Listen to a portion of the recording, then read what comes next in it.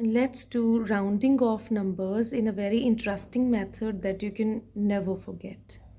So the first number that I have is 576 and we are rounding these numbers to the nearest tens.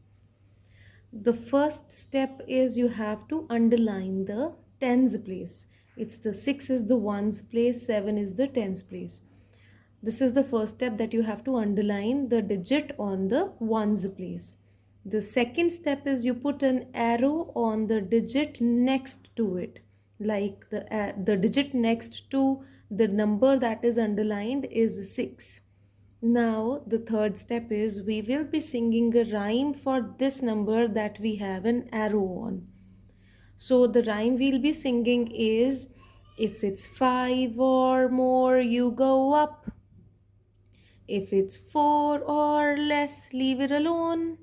So it has the sound of the rhyme. If you're happy and you know it, clap your hands. As I said, I'm gonna write the lines over here so that you can see what am I saying. Now, as you can see, I've written the lines at the top of the page which says, if it's 5 or more, you go up. If it's 4 or less, leave it alone. Now we are singing these lines for the number that has an arrow on. And since it is 6, which is more than 5, so if it's 5 or more, you go up. The number that is underlined, the number that is at the tens place, will go up. And this will become 580. The number that has an arrow on becomes a 0, and the number that was underlined will go up. Now the next number here is 654. What is the first step? You underline the number on the tens place. You put an arrow on the next digit to it and sing the rhyme for this number. Now out of these two lines, which is the more fitting line? Yes, if it's 4 or less, leave it alone. Now since it is 4, you leave the number that is underlined alone. You will not touch the number, and 5 will be written as 5 and this will become a 0. Now C part is 832.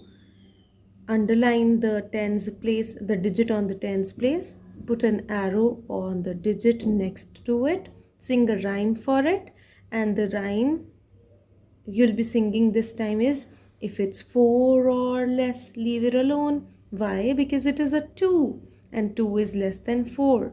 So what will you leave alone? You'll leave the number that is underlined alone, and it will become an 830. Now the next number to it is 791. Step 1, underline the digit on the ones place. Step 2, put an arrow on the digit next to it. Step 3, sing the rhyme, and the line you'll be singing out of these two is, if it's 4 or less, leave it alone. Why? Because it's a 1. So it will stay as such. You will leave 9 as it is and it will become a 790. The next digit is 266. Step 1, underline the digit on the next tens place. Step 2, put an arrow on the digit next to it.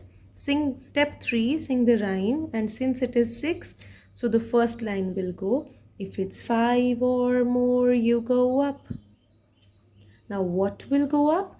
The number that is underlined will go up and it will become a 270. 6 will become a 7 and that's why I've written a 7, and the number that has an arrow on will become a 0.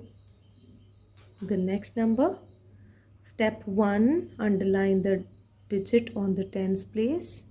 Step 2, put an arrow on the digit next to it. Step 3, sing the rhyme for this. And out of these two lines, what will be the line that you'll be singing? If it's 5 or more, you go up. Why? Because it's 8. So you go up. What will go up? The number that is underlined will go up. And it will become a 380. Now see carefully the last one. Now what is the first step you'll do? You'll underline the digit on the tens place. Step 2, put an arrow on the digit next to it. Step 3, sing the rhyme, and the line that you'll be singing out of these two is the first one. If it's 5 or more, you go up. Now see carefully, it is 9, and sorry, it's 9 over here, and since 9 will become 10, that 1 will be carried to this digit, and so it will become a 200. I'll repeat again.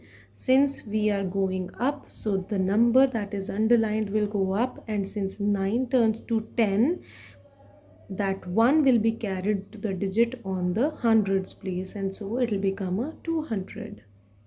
I hope you've understood. Now I have given a few worksheets for you to practice these.